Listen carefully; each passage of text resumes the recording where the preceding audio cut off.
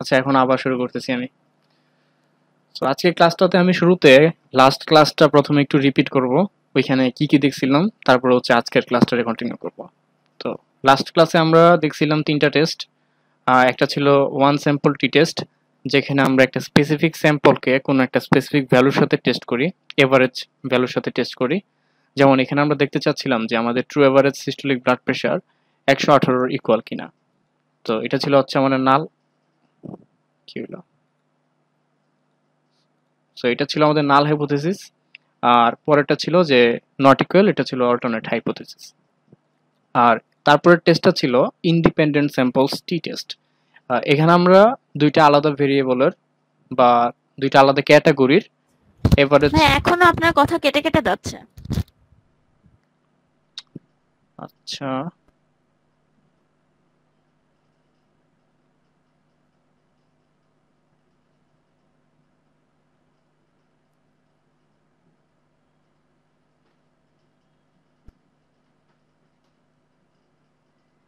এখন কি ঠিক আছে?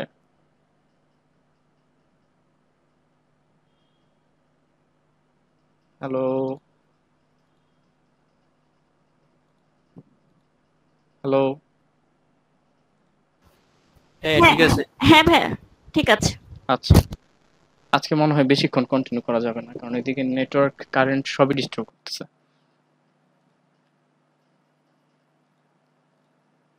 আচ্ছা, এটা রেকর্ডিং চলতেছে। আহ, তারপরে ছিল টেস্টিং ইকুয়ালিটি অফ মিনস। এইখানে আমরা কোন কোন ধরনের মিনগুলো টেস্ট করছি। এখানে আমরা একটা ভেরিয়েবলের বিভিন্ন ক্যাটাগরি ছিল, এখানে ছিল মেলস এবং ফিমেলস। সো যখন আমাদের দুইটা ক্যাটাগরি থাকবে বা দুইটা গ্রুপ থাকবে এবং তাদের কোনো একটা এভারেজ আমরা টেস্ট করতে চাবো, যেমন মেল এবং ফিমেলের এসবিপি ইকুয়াল কিনা, এভারেজ এসবিপি ইকুয়াল কিনা, সো সেক্ষেত্রে আমরা ইন্ডিপেন্ডেন্ট স্যাম্পলস টি টেস্ট করব। আর এখানে ইন্ডিপেন্ডেন্ট স্যাম্পলস বলা হচ্ছে কারণ মেইলের যে এসবিপি গুলো ছিল আর ফিমেলস যে এসবিপি ছিল সেগুলো একটার সাথে আরেকটা ইন্ডিপেন্ডেন্ট, তাদের মধ্যে কোনো রিলেশনশিপ নাই। তো আমাদের যদি এরকম ইন্ডিপেন্ডেন্ট না থেকে কোরিলেটেড থাকে বা জোড়ায় জোড়ায় থাকে, সেই জিনিসটা হচ্ছে আজকে আমরা দেখব। যেমন আমরা এই ডেটা সেটটা দেখি, স্কোর ডেটা সেট। এখানে আমরা দেখতে পাচ্ছি তিনটা কলাম আছে, একটা হচ্ছে আইডি, একটা বিফোর এবং একটা আফটার। এখানে আসলে বিফোর কলামটা মানে হচ্ছে কোনো একটা স্পেসিফিক ট্রেনিং এর আগে কোনো একজন স্টুডেন্টের স্কোর। ধরলাম S1, যে স্টুডেন্টটা আইডি S1, সে কোনো একটা ট্রেনিং এর আগে 69 স্কোর করছিল, আর ট্রেনিং এর পর সে 77 স্কোর করছে। তারপর S2, সে দেখা যাচ্ছে ট্রেনিং এর আগে 61, ট্রেনিং এর পর 67। সেম ভাবে S3, ট্রেনিং এর আগে 71, ট্রেনিং এর পর 70। তো আমরা এখানে টেস্ট করব যে ট্রেনিং এর আগে এবং ট্রেনিং এর পরে এই যে স্টুডেন্টরা ছিল তাদের এভারেজ স্কোরের কোনো চেঞ্জ হচ্ছে কিনা। সো এখানে ভেরিয়েবল ভিউতে গেলে আমরা এখানে ভেরিয়েবলের লেভেলগুলো দেখতে পারবো, যে আইডির লেভেলটা দেওয়া আছে স্টুডেন্ট আইডি, বিফোরের লেভেল দেওয়া আছে বিফোর ট্রেনিং, এবং আফটারের লেভেল দেওয়া আছে আফটার ট্রেনিং। আর প্রত্যেকটার মেজার যদি খেয়াল করি, এখানে দেখবো যে আইডির মেজারে নমিনাল, আর হচ্ছে বাকি দুইটা যেগুলো আমাদের স্কোর, তাদের মেজার হচ্ছে স্কেল হিসেবে, স্কেল স্কেল। আর এখানেও দেখবো ট্রাইপে নিউমেরিক নিউমেরিক, আর প্রথমটা হচ্ছে স্ট্রিং, বিকজ প্রথমটাতে কি ছিল S1 S2 এরকম। সো এখানে যেহেতু একটা ক্যারেক্টার অ্যাসোসিয়েটেড আছে, সো এটার জন্য হচ্ছে এখানে স্ট্রিং দেওয়া। বাট যদি এমন হয় যে রোল নাম্বার 1820408 এই টাইপ কোনো কিছু, তো সেক্ষেত্রে হচ্ছে এখানে নিউমেরিক দিলেও সমস্যা নাই। তো এই টেস্টটা আমরা কি করব অ্যাকচুয়ালি, যেহেতু এখানে অ্যাসোসিয়েটেড, সেম একটা অবজারভেশনের উপর বা আইটেমের উপর দুইবার রিডিং নেওয়া হয়েছে।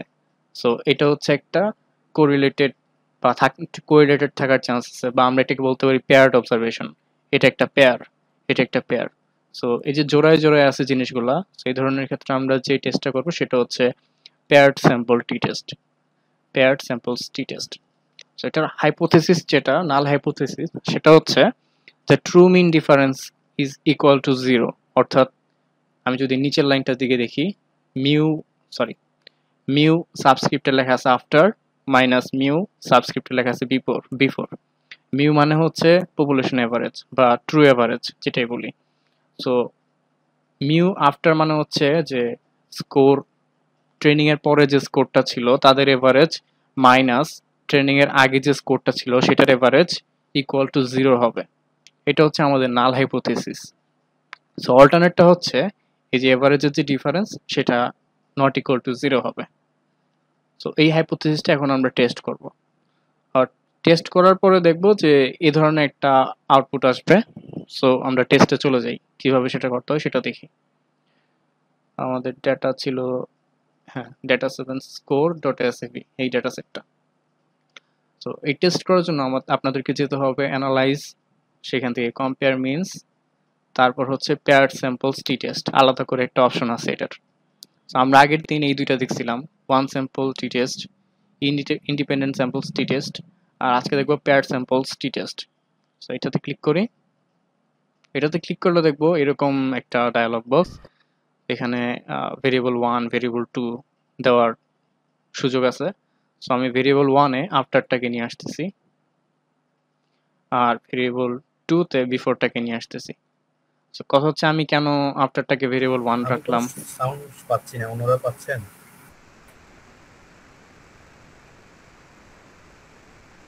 হ্যালো, এখন তো সাউন্ড ঠিক আছে।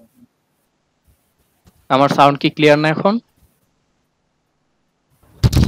হ্যাঁ হ্যাঁ ভাইয়া, এখন ক্লিয়ার তো? আচ্ছা ঠিক আছে। ভাইয়া আপনার মনে হয় নেটওয়ার্ক সমস্যা, আমারটা নাকি শোনা যাচ্ছে? আচ্ছা, কোথায় ছিলাম? দেখেন, এখন কথা হচ্ছে আমি ভেরিয়েবল 1-এ আফটার ট্রেনিং দিলাম, আর ভেরিয়েবল 2-তে বিফোর ট্রেনিং দিলাম। এটা দিলে কি হবে? এটা দিলে হচ্ছে বিহাইন্ডে, মানে যে ক্যালকুলেশনটা হবে সেটা হচ্ছে পরের যে ট্রেনিংটা হবে তাদের এভারেজ ভ্যালু মাইনাস আগে যে ট্রেনিং এর আগে যে স্কোরটা ছিল সেটার এভারেজ ভ্যালু মাইনাস হবে, মানে এইটা থেকে এইটা মাইনাস হবে, ভেরিয়েবল 1 থেকে ভেরিয়েবল 2 মাইনাস হবে। আর আমি যদি বিফোরটা এখানে রাখতাম আর আফটারটা এখানে রাখতাম, তাহলে বিফোর থেকে আফটারটা মাইনাস হইতো। এখন আমরা এখানে ডেটার দিকে তাকাইলে বুঝতে পারছি যে হয়তো বিফোরে স্কোরটা কম ছিল এভারেজে, আইডিয়া করতে পারতেছি এরকম। আফটারের স্কোরটা হয়তো বেশি ছিল, মানে বেশি। সো যদি আমার আফটারটা শুরুতে রাখি আর বিফোরটা পরে রাখি, তাহলে সাবট্রাক্ট করলে ভ্যালুটা পজিটিভ কিছু একটা আসবে, যেটা বুঝতে সুবিধা হবে। সো দুইভাবেই করে দেখবো রেজাল্টটা কিরকম হয়। সো এখানে আর কিছু চেঞ্জ করতে হবে না, আমি জাস্ট ভেরিয়েবলগুলোকে এখানে নিয়ে আসছি। তারপর হচ্ছে ওকে। এখন ওকে দিলে আউটপুট উইন্ডো আসবে, একটু বড় করি। আউটপুট উইন্ডোতে সবার উপরে হচ্ছে আমাদের কোড, সেই কোডটার মাধ্যমে এই পুরো কাজটা হয়েছে। তারপর টি টেস্টের রেজাল্টগুলো, তো প্রথমে হচ্ছে পেয়ার্ড স্যাম্পলস স্ট্যাটিস্টিক্স, এখানে মিন কোনটা কিরকম সেরকম সেগুলো দেখাচ্ছে। তো আফটার ট্রেনিংয়ে এভারেজ আসছে 69.7, আর বিফোর ট্রেনিং এভারেজ আসছে 64.86। সো মনে হচ্ছে যে হ্যাঁ, কিছু হয়তো চেঞ্জ হয়েছে, একটু ইমপ্রুভ হয়েছে সবার মধ্যেই। এখন আমরা নিচের দিকে দেখব, এই যে পেয়ার স্যাম্পলস কোরিলেশন দেখাচ্ছে। সো তার মানে অবজারভেশনগুলোর মধ্যে কিছু কোরিলেশন আছে, কারণ আমরা কোরিলেশনের ভ্যালু দেখতেছি 0.722। তো 0.7-এর উপরে থাকা মানে হচ্ছে মডারেট কিংবা স্ট্রং বলা যায়। সো এটা বেশ ভালোই কোরিলেশন আছে দেখা যাচ্ছে। আর এই কোরিলেশনের সিক বা পি ভ্যালুটা হচ্ছে 0.000 বা অলমোস্ট জিরো বলা যায়, অর্থাৎ অবভিয়াসলি 0.05-এর চেয়ে কম। তার মানে আমাদের কোরিলেশনটা সিগনিফিক্যান্ট, অর্থাৎ আফটার ট্রেনিং এবং বিফোর ট্রেনিং যে দুইটা ভেরিয়েবল তাদের মাঝে স্কোরের যে কোরিলেশন সেটা সিগনিফিক্যান্ট। সো এখন আমাদের মেইন যেটা দেখার বিষয়টা হচ্ছে এই টেবিলটা। এই টেবিলে আমাদের পি ভ্যালু কত আসছে? 0.000, অলমোস্ট, মানে ক্লিয়ারলি এটা 0.05-এর চেয়ে ছোট। যেহেতু আমাদের এটা আলফার চেয়ে ছোট বা 0.05-এর চেয়ে ছোট, তাহলে আমাদের নাল হাইপোথিসিস রিজেক্ট করে দিতে হবে। তাহলে আমাদের কনক্লুশনটা হচ্ছে, আমাদের যে নাল হাইপোথিসিসটা ছিল যে true mean a difference is equal to 0, এটা রিজেক্টেড হয়ে যাচ্ছে। তাহলে আমাদের অ্যাকসেপ্ট কোনটা হচ্ছে? আমাদের অ্যাকসেপ্ট হচ্ছে এটা, অল্টারনেট হাইপোথিসিস। অল্টারনেটটা ছিল যে আফটার এবং বিফোরের মধ্যে এভারেজের ডিফারেন্স আছে। এখন আমরা যে কনক্লুশনটা ড্র করলাম সেটা ড্র করছি হচ্ছে এই পি ভ্যালুর মাধ্যমে, এই যে এই পি ভ্যালুটার মাধ্যমে। আমরা কিন্তু চাইলে অন্য একটা উপায়ে এই মানে কনক্লুশনটা ড্র করতে পারতাম। আর সেটা হচ্ছে কনফিডেন্স ইন্টারভাল। টেবিলের দিকে তাকালে দেখবেন যে এখানে 95% confidence interval of the difference নামে একটা সেল আছে, কলাম আছে, যেখানে লোয়ার ভ্যালু দেখাচ্ছে 3.599650 আর আপার ভ্যালু দেখাচ্ছে 6.07016।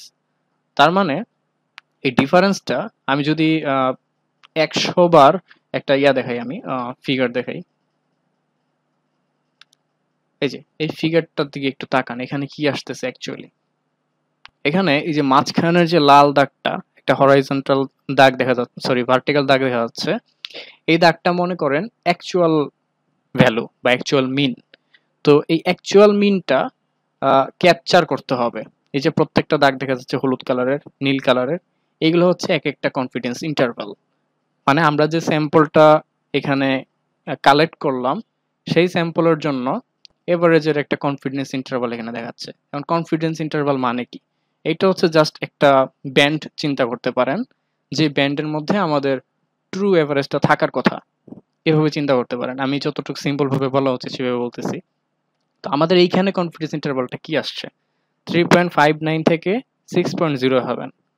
তো আমরা যদি এই যে ডাটাটা আমরা দেখতে পাচ্ছি, এরকম করে আরো 100 বার এরকম স্যাম্পলিং করতাম, এখানে আমরা যে 30 জনের ডাটা নিচ্ছি, আমরা এই 30 জনের ডাটা না নিয়ে অন্য অন্য কোনো 30 জনের ডাটা নিতে পারতাম, তখন আমরা অন্য কোনো একটা এরকম রেঞ্জ পাইতাম। এখানে রেঞ্জটা কত আসছে? এরকম 3.59 থেকে 6.07। আমাদের রেঞ্জটা এরকম না আসে, এরকম আসতে পারতো যে 2.03 থেকে 4 পয়েন্ট সামথিং, অথবা 4 পয়েন্ট সামথিং থেকে 7 পয়েন্ট সামথিং। সো এরকম 100 বার যদি স্যাম্পলিং করি, আমাদের এরকম 100টা কনফিডেন্স ইন্টারভাল আসবে। সো এই 95% কনফিডেন্স ইন্টারভালটার মিনিং হচ্ছে আমরা যে এরকম অনেকগুলো কনফিডেন্স ইন্টারভাল পাচ্ছি, সো এই কনফিডেন্স ইন্টারভালটা, সরি সরি এই স্পেসিফিক কনফিডেন্স ইন্টারভালটা যে আমাদের অ্যাকচুয়াল যে ভ্যালুটা বা মিন ভ্যালুটা সেটাকে ক্যাপচার করছে, সেটা হচ্ছে আমরা 95% কনফিডেন্সের সাথে বলতে পারতেছি। ঠিক আছে? তার মানে আমাদের এই ভ্যালুটার মধ্যে যদি 0 থাকতো, তাহলে বলতে পারতাম যে হ্যাঁ, হয়তো ট্রু ভ্যালুটা আসলে 0। তার মানে আমাদের নাল হাইপোথিসিসটা নট রিজেক্টেড। যেহেতু এখানে 0 নাই, এই রেঞ্জের মাঝে 0 নাই, তার মানে আমরা বলতে পারছি যে হ্যাঁ, তার মানে হচ্ছে এখানে একটা ডিফারেন্স আছে। আর ডিফারেন্সটা কত দেখাচ্ছে? 4.83। এটা হচ্ছে আমাদের ডিফারেন্সটা। তো ডিফারেন্সটা অবভিয়াসলি 0-র চেয়ে বেশি, অর্থাৎ after training minus before training যদি আমরা করি, আমরা পাচ্ছি 4.83। আমরা এইভাবেও কনক্লুশনটা ড্র করতে পারি। কারো কোনো কোয়েশ্চেন আছে এই জায়গাটায়?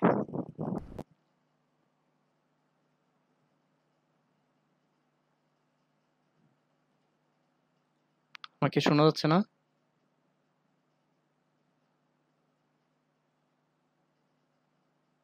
কারো কোনো কোয়েশ্চেন নাই? শোনা যাচ্ছে। বুঝা গেছে এই বিষয়টা? হ্যাঁ। এখন কথা হচ্ছে সবচেয়ে ইজিয়ার বিষয়টা হচ্ছে জাস্ট পি ভ্যালুটার দিকে তাকানো। এটার দিকে তাকানোই হয়তো লাগবে না, পি ভ্যালুটা দিয়ে রিপোর্ট করা যাচ্ছে। তো আপনাদের যেটা সুবিধা আর কি।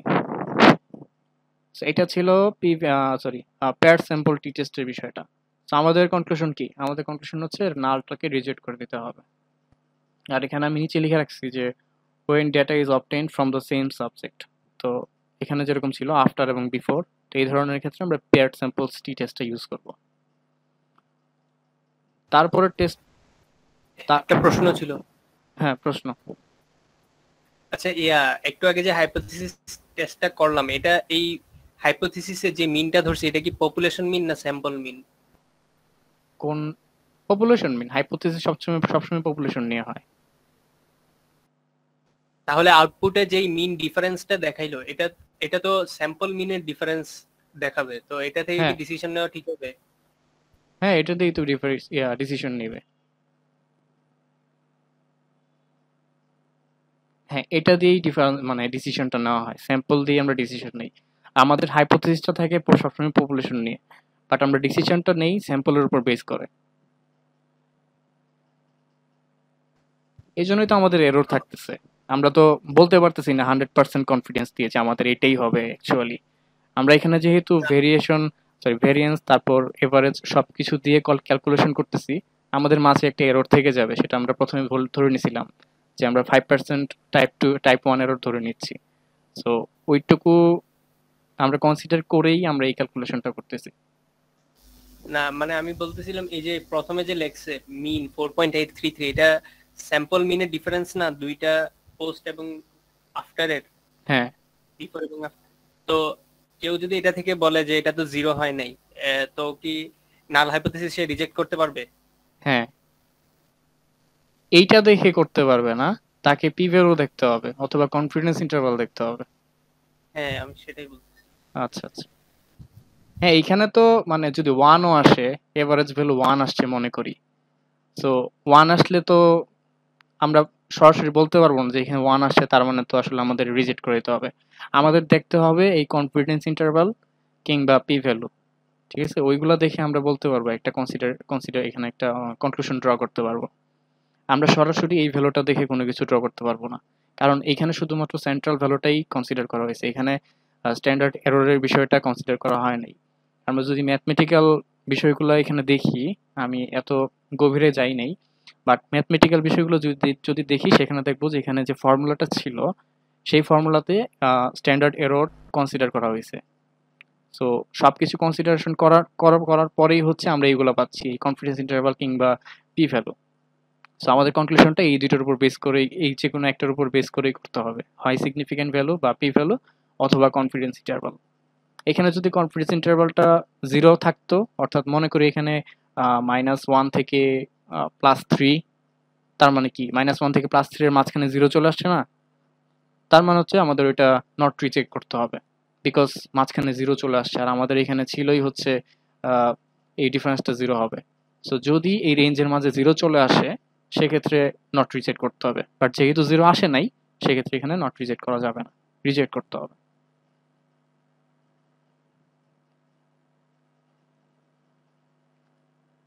আর কোনো কোয়েশ্চেন আছে?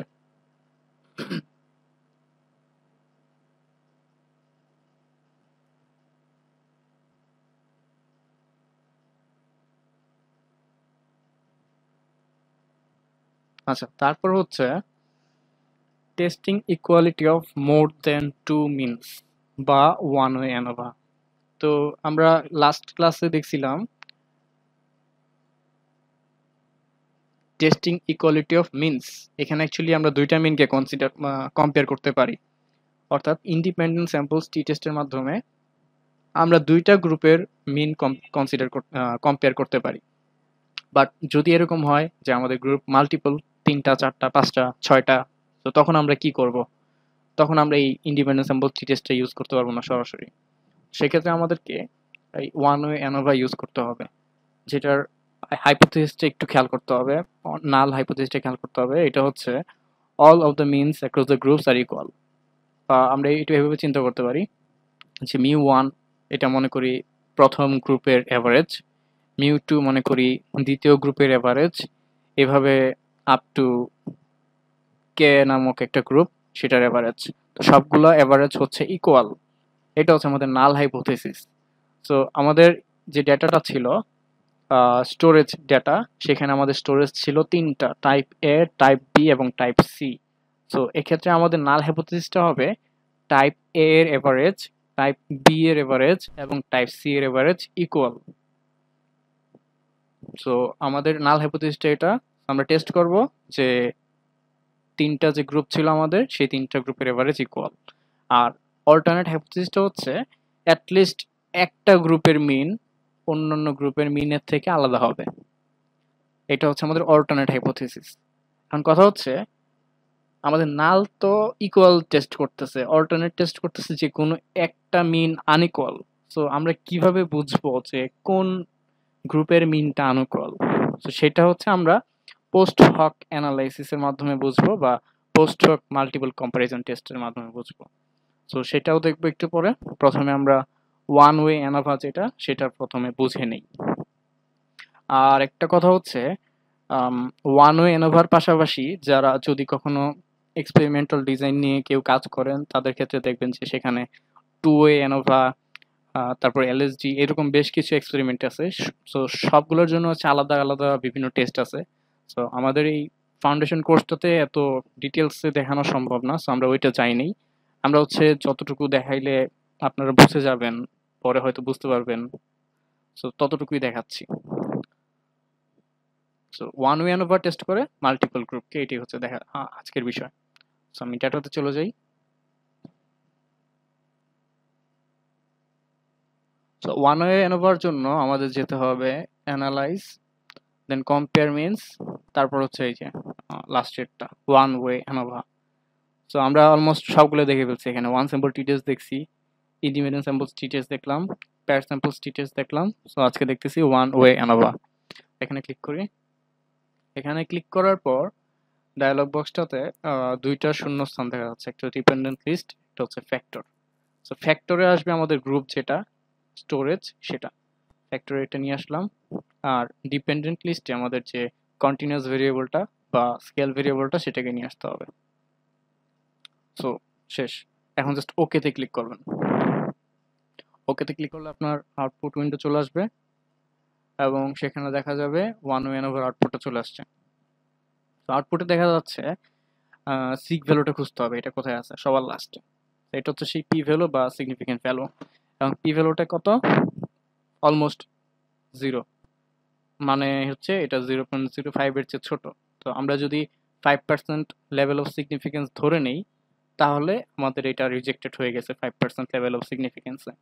আমরা যদি 1%ও ধরি তাও এটা হচ্ছে রিজেক্টেড। সো আমাদের নাল হাইপোথিসিসটা ছিল যে সবগুলো গ্রুপের এভারেজ ইকুয়াল। সো আমাদের এটা রিজেক্টেড হয়ে গেছে। তার মানে আমরা বলতে পারতেছি যে হয়তো যে কোনো একটা গ্রুপের, অর্থাৎ যেটা কি ছিল, যে কোনো একটা স্টোরেজ টাইপের এভারেজ অন্য স্টোরেজ টাইপের এভারেজের চেয়ে কম বেশি হইতে পারে। সো আমরা যদি একটু অ্যানালাইজে যাই, দেন ডেসক্রিপটিভ স্ট্যাটিস্টিক্সে যাই, সেখান থেকে এক্সপ্লোর, কেউ কি কিছু বলবেন?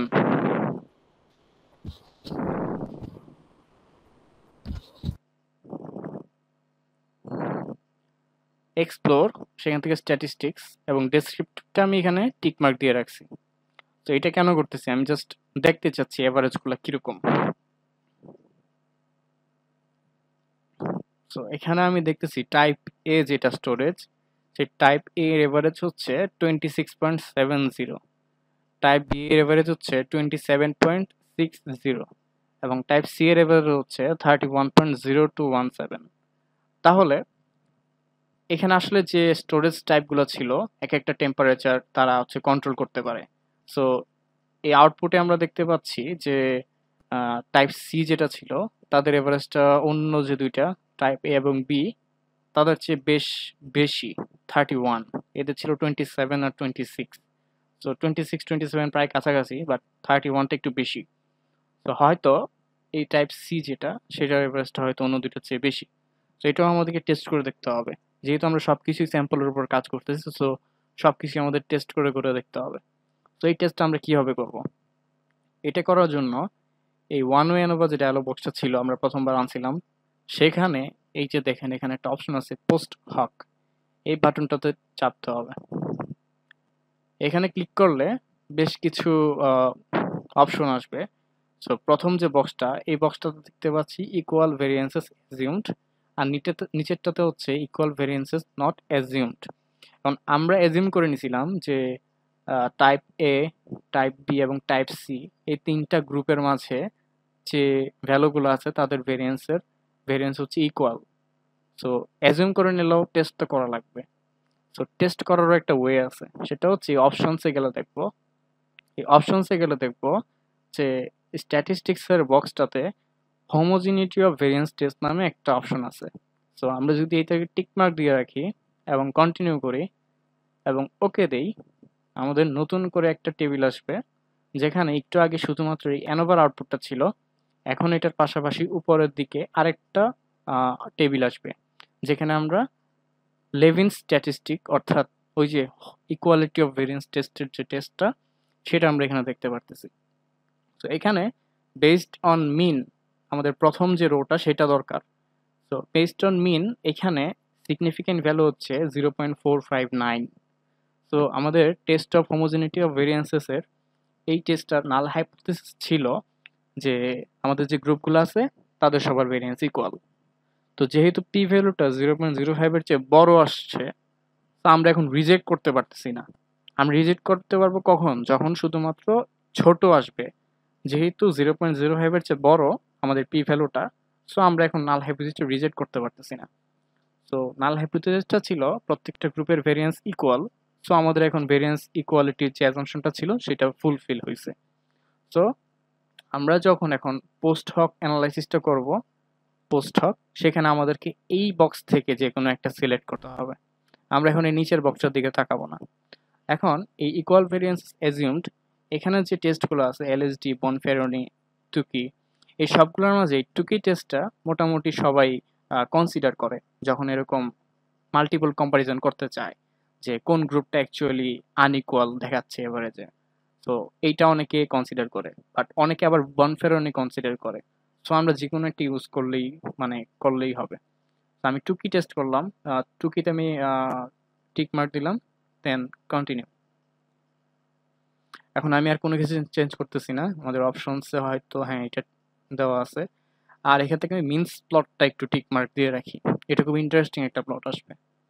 কন্টিনিউ, দেন ওকে। আমাদের কি কি দেওয়া আছে এখন? ডিপেন্ডেন্ট লিস্টে ভেরিয়েবল দেওয়া আছে, ফ্যাক্টর ভেরিয়েবলটা দেওয়া আছে, পোস্ট হকে টুকি দেওয়া আছে, এবং অপশনসে হোমোজিনিটি ভেরিয়েন্স টেস্ট এবং মিনস প্লট, এই দুইটা টিক মার্ক দেওয়া আছে। আমি ওকে দিচ্ছি এখন।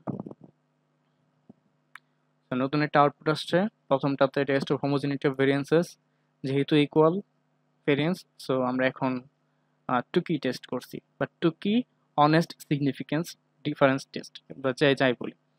এই টেবিলটাতে আমরা তো এটা একটু আগে ইন্টারপ্রেট করলাম যে পি ভ্যালু যেহেতু ছোট, সো অ্যাটলিস্ট একটা গ্রুপের এভারেজ আনইকুয়াল। সো এখন দেখবো কোন গ্রুপের ভেরিয়েন্স, সরি, এভারেজটা অ্যাকচুয়ালি আনইকুয়াল। এখানে প্রথম যে রোটা টাইপ এ এর জন্য, টাইপ এ এর সাথে টাইপ বি এর কম্পারিজন করলে দেখা গেছে যে ডিফারেন্সটা আসছে -0.903। এই ডিফারেন্সটা ইনসিগনিফিকেন্ট, বিকজ এটার পি ভ্যালুটা 0.05 এর চেয়ে বড়। তার মানে টাইপ এ এবং টাইপ বি এর মাঝে অ্যাকচুয়ালি কোনো এভারেজ ডিফারেন্স নাই, তাদের এভারেজে কোনো ডিফারেন্স নাই। এখন নিচেরটা যদি দেখি, টাইপ এ এর সাথে টাইপ সি, এইটার পি ভ্যালুটা কিন্তু অলমোস্ট 0। তার মানে এখানে একটা সিগনিফিকেন্ট ডিফারেন্স আছে। এটা বোঝার আরো ইজিয়ার ওয়ে হচ্ছে নিচের দিকে একটা টেবিল দেয় এসপিএসএস এর আউটপুটে, সেটা হচ্ছে হোমোজেনাস সাবসেটস। এখানে যে ভেরিয়েবলগুলো ইকুয়াল, এভারেজ ইকুয়াল আসে, তাদেরকে হচ্ছে এক একটা সাবসেটে ভাগ করে ফেলে। যেমন সাবসেট ফর আলফা 0.05, এখানে প্রথমটাতে দেখাচ্ছে টাইপ এ এবং টাইপ বি এই দুইটার এভারেজকে প্রথমটায় দেখাচ্ছে, আর টাইপ সি এরটাকে আলাদা করে সেকেন্ড একটা সাবসেটে দেখাচ্ছে। তার মানে টাইপ এ এবং বি অ্যাকচুয়ালি সমান, তাদের মাঝে কোনো ডিফারেন্স নাই। আর টাইপ সিটা হচ্ছে একটু বেশি টেম্পারেচার, এভারেজ টেম্পারেচারটা একটু বেশি। এবার আমরা যদি মিনস প্লট দেখি, এখানে বেশ ক্লিয়ারলি বোঝা যাবে যে কোন টাইপের এভারেজগুলো কীরকম। যেমন টাইপ এ এর এভারেজ হচ্ছে 27 এর নিচে, টাইপ বি এর এভারেজ হচ্ছে 27 থেকে 28 এর মাঝখানে, এবং এই টেবিল অনুযায়ী টাইপ এ এবং টাইপ বি এর মাঝে অ্যাকচুয়ালি কোনো সিগনিফিকেন্ট ডিফারেন্স নাই, তাদের এভারেজ ভ্যালুর মাঝে কোনো সিগনিফিকেন্ট ডিফারেন্স নাই। আর টাইপ সিটাকে সে আলাদা করে একটা সাবসেটে নিছে, তার মানে টাইপ সি এর যে এভারেজ টেম্পারেচার সেটা হচ্ছে অন্য দুইটা গ্রুপের চাইতে অনেক বেশি, অর্থাৎ আনইকুয়াল আছে এদের এভারেজের মধ্যে। সো আমাদের কনক্লুশনটা এখন কি? আমরা প্রথমে ওয়ান ওয়ে অ্যানোভার মাধ্যমে দেখছি যে এই যে তিনটা গ্রুপের মাঝে আসলে কোনো ডিফারেন্স আছে কিনা। সো যখন দেখলাম যে আসলেই এখানে কোনো একটা ডিফারেন্স আছে, তারপর আমরা পোস্ট হক অ্যানালাইসিস করছি। পোস্ট হক মানে হচ্ছে যে কোনো একটা অ্যাকশন নেওয়ার পরে আর কি অ্যানালাইসিস করা যায় সেটাই। তো যখন দেখলাম যে আমাদের ওটা রিজেক্টেড হয়ে গেছে, ওয়ান ওয়ে অ্যানোভার হাইপোথিসিস, নাল হাইপোথিসিসটা রিজেক্টেড হয়ে গেছে, তারপর আমরা পোস্ট হক অ্যানালাইসিস করলাম। তো যদি আমাদের এটা নট রিজেক্টেড হইতো, অর্থাৎ আমরা টেস্ট করে দেখলাম যে অ্যাকচুয়ালি এই তিনটা এভারেজ ইকুয়াল, তখন তো আমাদের আর এই পোস্ট হক অ্যানালাইসিস করার কোনো দরকার নেই, বিকজ আমরা জানি যে তিনটা গ্রুপের যে এভারেজ সেগুলো সমান। ক্লিয়ার? কারো কোনো প্রশ্ন আছে এখানে?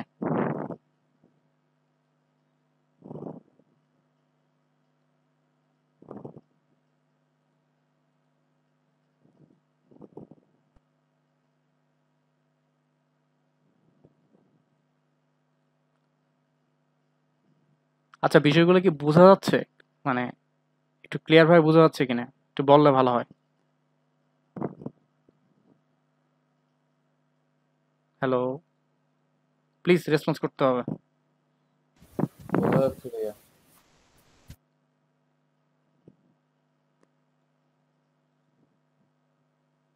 আচ্ছা ঠিক আছে, আমি কিন্তু আজকে প্রজেক্ট দিয়ে দিব, সেকেন্ড প্রজেক্ট দিয়ে দিব। আর প্রথম প্রজেক্ট এখনো অনেকে জমা দেয় নাই, আমি জানি না কেন দিচ্ছে না। সার্টিফিকেট কিন্তু যাবে না যদি সবগুলো প্রজেক্ট কেউ কমপ্লিট না করে, তো ওই দিকটা খেয়াল রাখতে হবে। এখন কথা হচ্ছে আমরা তো এখানে তিনটা গ্রুপ নিয়ে কাজ করলাম। যদি আমাদের 4টা কিংবা 5টা গ্রুপ থাকতো তখন আমরা কি করব? তখন আমরা সেম কাজই করব, তখন আমরা সেম ভাবে অ্যানালাইজে যাব, সেখান থেকে কম্পেয়ার মিনসে যাব, দেন অনওয়ে এনাবোতে যাব, দেন আমাদের যে ভেরিয়েবলটাতে ক্যাটাগরিগুলো থাকবে সেটাকে ফ্যাক্টরে নিয়ে আসবো। আর যে ভেরিয়েবলটাতে টেম্পারেচার থাকবে বা কোনো একটা কন্টিনিউয়াস ভেরিয়েবল থাকবে সেটাকে আমরা ডিপেন্ডেন্ট লিস্টে রাখবো।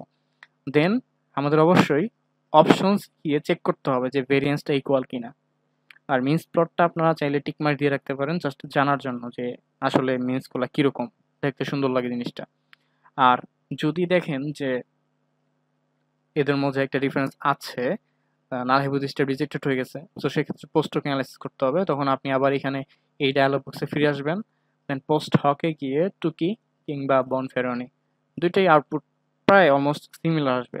আমি যদি এখন বনফেরনিটা দিয়ে করি, বনফেরনি দিলাম, দেন ওকে, এখন আমার আউটপুটটা চলে আসবে। এই যে এটা হচ্ছে বনফেরনির আউটপুট। এখানে দেখা যাচ্ছে যে টাইপ এ এবং টাইপ বি এর মাঝে সিগ ভ্যালুটা 1, অর্থাৎ কোনো ডিফারেন্স নাই, সিগনিফিকেন্ট ডিফারেন্স নাই। আর টাইপ এর সাথে টাইপ সি এর ডিফারেন্স হচ্ছে, হ্যাঁ, এটা সিগনিফিকেন্ট ডিফারেন্স আছে। আবার টাইপ বি এর সাথে এটা দেখাচ্ছে এখানে, বি এর সাথে সি এটা দেখাচ্ছে এখানে, এটাও সিগনিফিকেন্ট, বি এর সাথে সি এর সিগনিফিকেন্ট ডিফারেন্স আছে। আর বনফেরনির জন্য ওই কম্পারিজন টেবিল, যেটা ওই কি বলে হোমোজেনাস সাবসেটসের যে টেবিল, এরকম টেবিল, সেই টেবিলটা হচ্ছে বনফেরনিতে দেয় না। সো এই কয়েকটা টেবিল মানে কয়েকটা টেস্টের জন্য দেয়, কয়েকটা টেস্টের জন্য দেয় না। টুকির জন্য এই এসপিএসএস এ ওই হোমোজেনাস সাবসেটসের টেবিলটা দেয়। সো টুকিটা আমি কনসিডার মানে প্রেফার করি, কারণ ওইখান থেকে ভালো মতো বোঝা যায় যে কোন এই যে এখান থেকে ভালো মতো বোঝা যায় যে কোন গ্রুপগুলা সিমিলার প্যাটার্ন ফলো করে।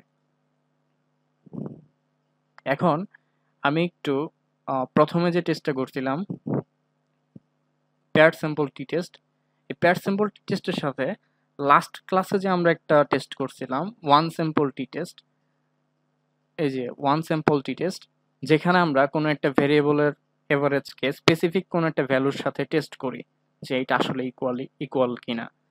তো আমরা এখন এই কাজটা করব ওই পেয়ার স্যাম্পল টি টেস্টের জন্য।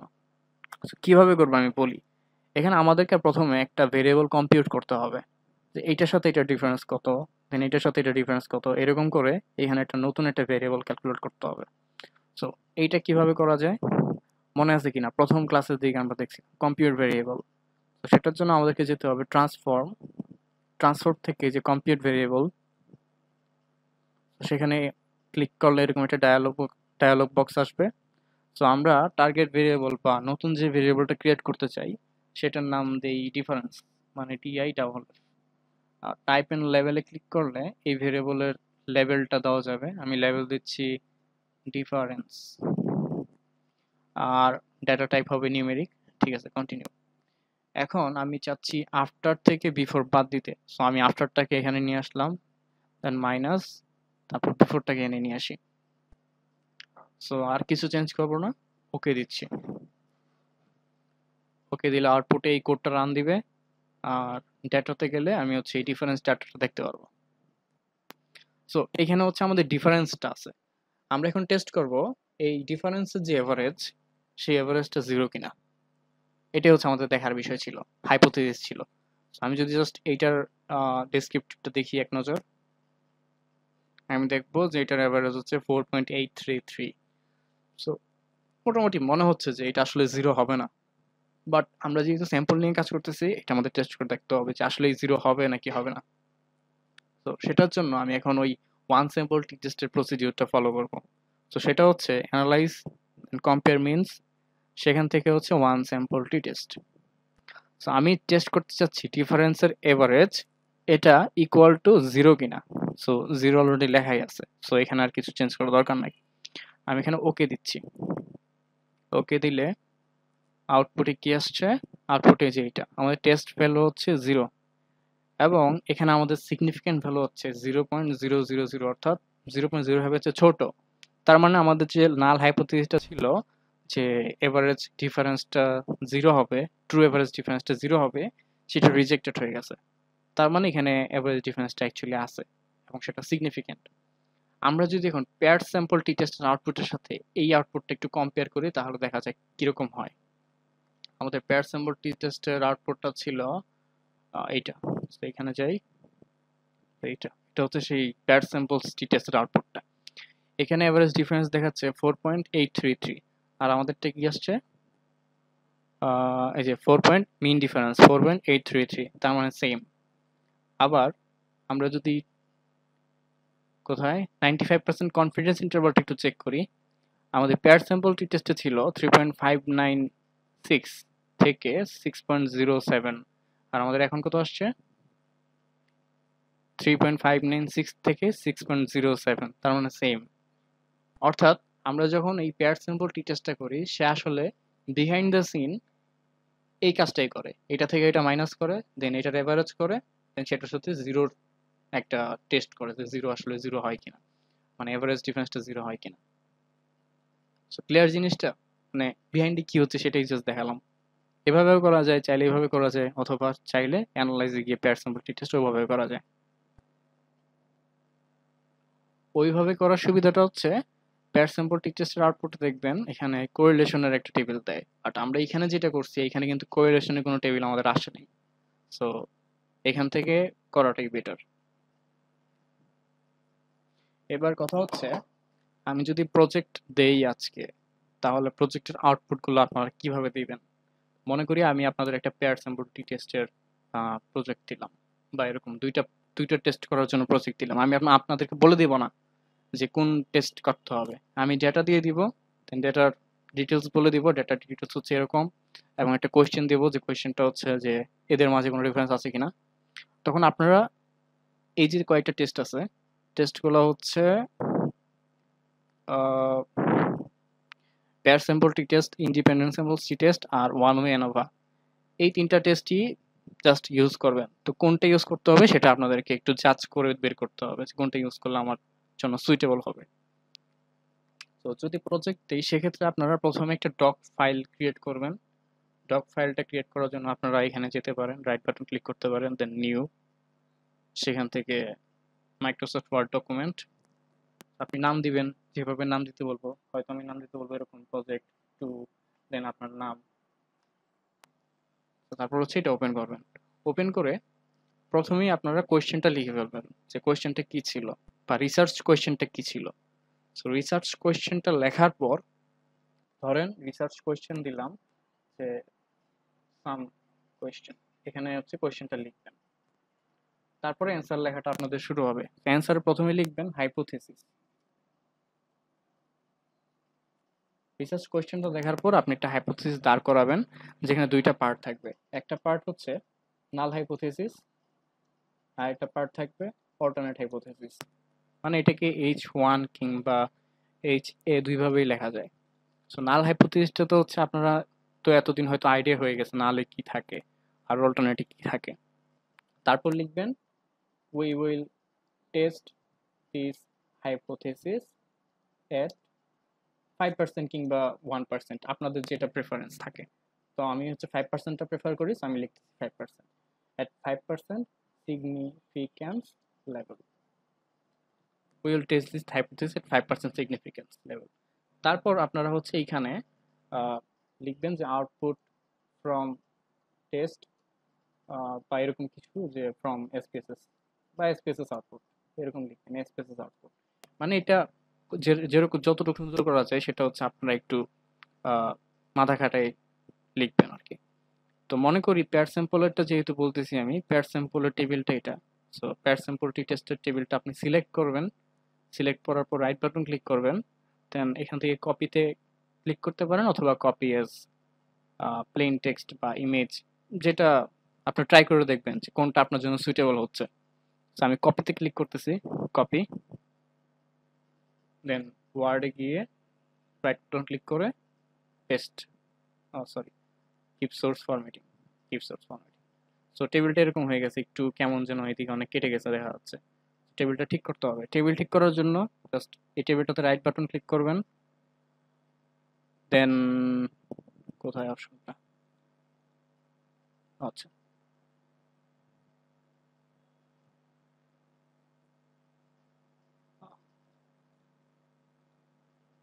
দেন লেআউট, লেআউট থেকে অটো ফিটে যাবেন, অটো ফিট থেকে অটো ফিট উইন্ডো বা অটো ফিট কন্টেন্ট, যে কোনো কিছু দিলে দেখবেন যে টেবিলটা মোটামুটি রেঞ্জের মাঝে চলে আসছে।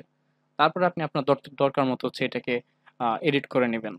আপনার যদি মনে হয় যে এইটা আর এটা আমি দেখাবো না, তো আপনি না দেখাইতে পারেন। আপনি শুধুমাত্র কনফিডেন্স ইন্টারভাল আর সিগনিফিকেন্ট লেভেল আর টি আর ডিগ্রিজ অফ ফ্রিডম এই দুইটা দেখাইতে পারেন। আপনি জাস্ট এইটুকু দেখাইলেও চলবে। বা আপনি মিন মানে তো হচ্ছে মিন ডিফারেন্স, তো এটাকে মিন কেটে দিয়ে মিন দিয়ে ডাবল এফ আর এটা লিখে দিবেন, ডিফারেন্স লিখে দিবেন, দেন এটাকে একটু এভাবে কেটে দিবেন যেভাবে আর কি দেখতে সুন্দর লাগে। তারপরে এই যে প্রথম যে কলামটা, এই কলামটা হয়তো আপনার দরকার নাই, তো আপনি এটাকে কেটে দিবেন। তারপর মনে হচ্ছে যে না টেবিলটাই ভালো লাগতেছে না, আপনারা নিজের একটা টেবিল তৈরি করে নেবেন। তো এরকম টেবিল তৈরি করে নেবেন, দেন আপনাদের যা যা মন চায় সেখানে লিখে নেবেন যে আফটার ট্রেনিং, বা এখানে লিখতে পারেন, সরি, বা এখানে লিখতে পারেন ডিফারেন্স, ডিফারেন্স লিখে তারপর ডিফারেন্স কত সেটা হয়তো লিখবেন, দেন এখানে লিখবেন পি ভ্যালু কত। এরকম ভাবে আপনার টেবিল একটা তৈরি করতে পারেন। আর সবচেয়ে ইজিয়ার ওয়ে হচ্ছে জাস্ট এই টেবিলটাই কপি করে পেস্ট করে দেওয়া।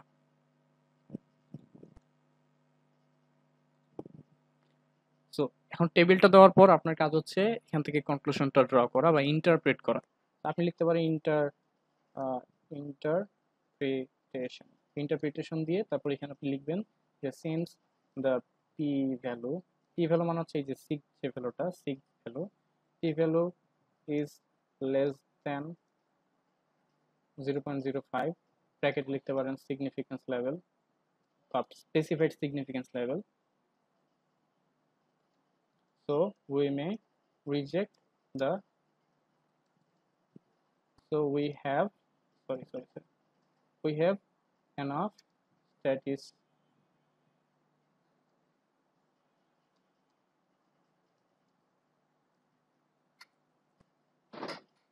এরকম করে আপনারা লিখবেন যে since p value is less than 0.05, so we have enough statistical evidence to reject the null hypothesis. so আপনি রিজেক্ট করে দিয়েছেন, তার মানে কি? তার মানে হচ্ছে আপনাদের না অল্টারনেটিভ যেটা থাকবে সেটা আপনি লিখবেন যে তার মানে অ্যাটলিস্ট একটা এরকম, বা অথবা এভারেস্ট হচ্ছে ডিফারেন্ট, এরকম কিছু লিখবেন। আর একটা বিষয় হচ্ছে প্রচুর পরিমাণ গুগল সার্চ করতে হবে এ ধরনের কাজ করতে গিয়ে। প্রজেক্ট দেওয়ার মানে হচ্ছে এই না যে আমি যা করাইলাম তার মাঝ থেকেই সবকিছু থাকবে। প্রজেক্টের মানে হচ্ছে আপনাকে প্রচুর পরিমাণে গুগল করতে হবে, দেখতে হবে যে অন্যরা এটি কিভাবে করে।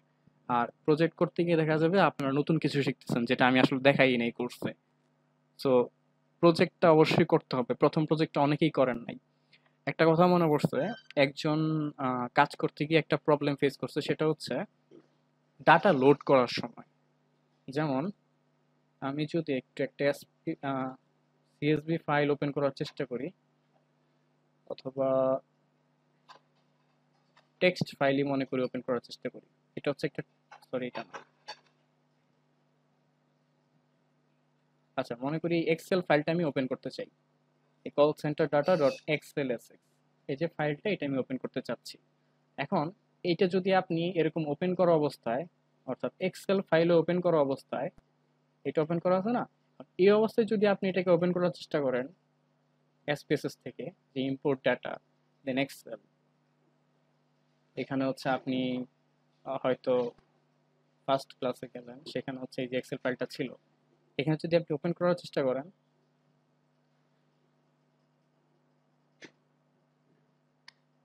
মানে এটা ওপেন হবে না। মানে এখানে যদি ক্লিক করেন দেন সবকিছুই করলেন ঠিকঠাক, সবই ঠিক আছে, ওকে দিলেন,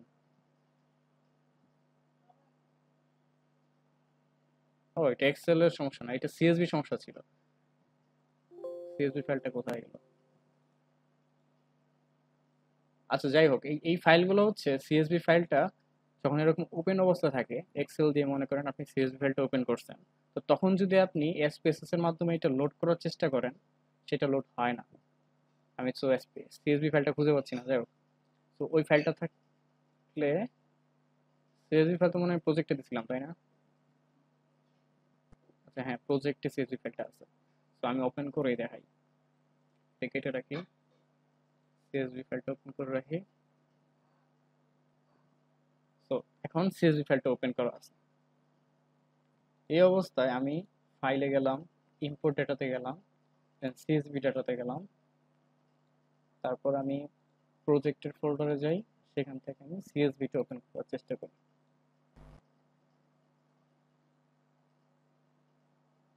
ওকে, এই যে মানে আমি সব ঠিকঠাক করলাম, সবই আসার কথা, বাট আমি দেখতেছি যে এখানে একটা ব্ল্যাঙ্ক ডেটা এডিটর আসছে, আমার ডেটাগুলো এখানে আসে নাই। কারণ এই যে সিএসভি ফাইলটা ওপেন করা আছে। আমি যদি সিএসভি ফাইলটা কেটে দেই, তারপর আবার ইম্পোর্ট করার চেষ্টা করি,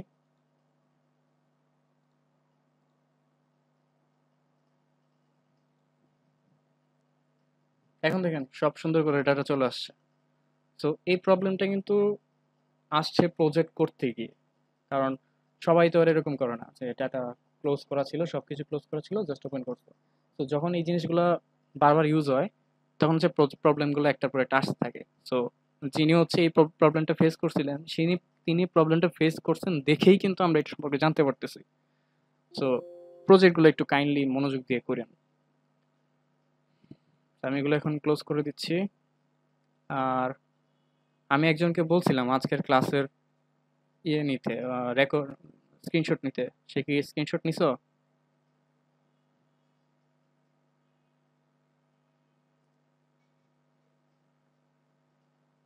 জি ভাই নিছি। ঠিক আছে, আমাকে ইনবক্সে দিয়ে দিও। তো আজকে ক্লাসে কারো কোনো প্রশ্ন আছে? আচ্ছা ভাই।